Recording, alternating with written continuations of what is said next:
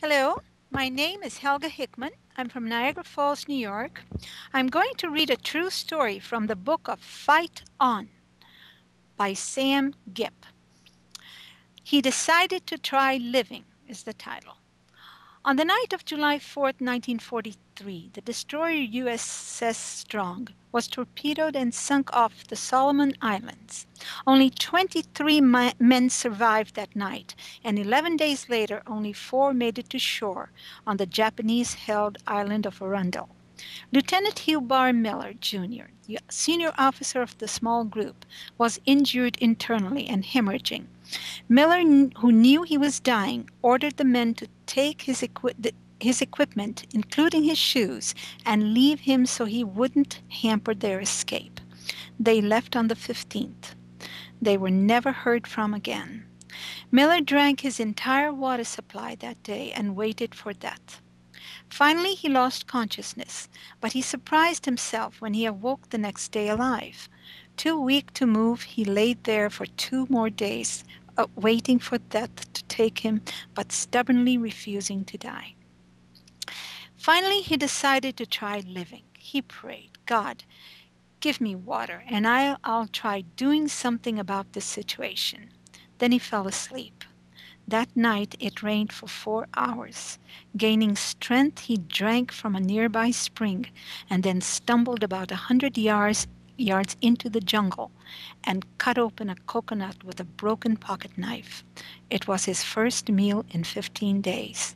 He evaded Japanese patrols and set up a camp in a stand of mangrove trees deep in the jungle. One day, U.S. PT boats attacked Japanese troop carriers. The next day, Lieutenant Miller found a dead Japanese soldier on shore and took his shoes, socks, bayonet, hand grenades, and field rations. Later, a U.S. plane flew over.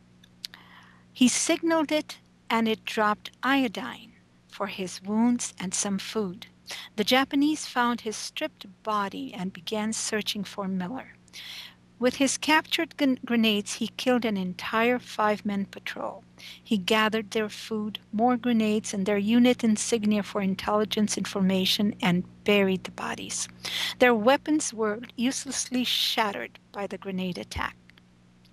Near the shore, the Japanese would nightly cross a small river and set up a machine gun nest to watch for any more PT boats that tried to attack them. On 3 occasions, Miller staked out, attacked and killed them with hand grenades, and then collected more intelligence data. But the Japanese were closing in. On August 16, another U.S. plane flew over and Miller signaled it. Later, a small amphibian piloted by Major Goodwin Goodluck, USMCR, landed and sent a small raft to retrieve him. He waded out with his cache of Japanese insignias and equipment and said, "Take this first, it's important." They took the intelligence bonanza back to the plane and returned for Miller. 43 days after the sinking of his ship, Miller was rescued. He had lost over 40 pounds during his ordeal, but returned with a wealth of information. Fight on.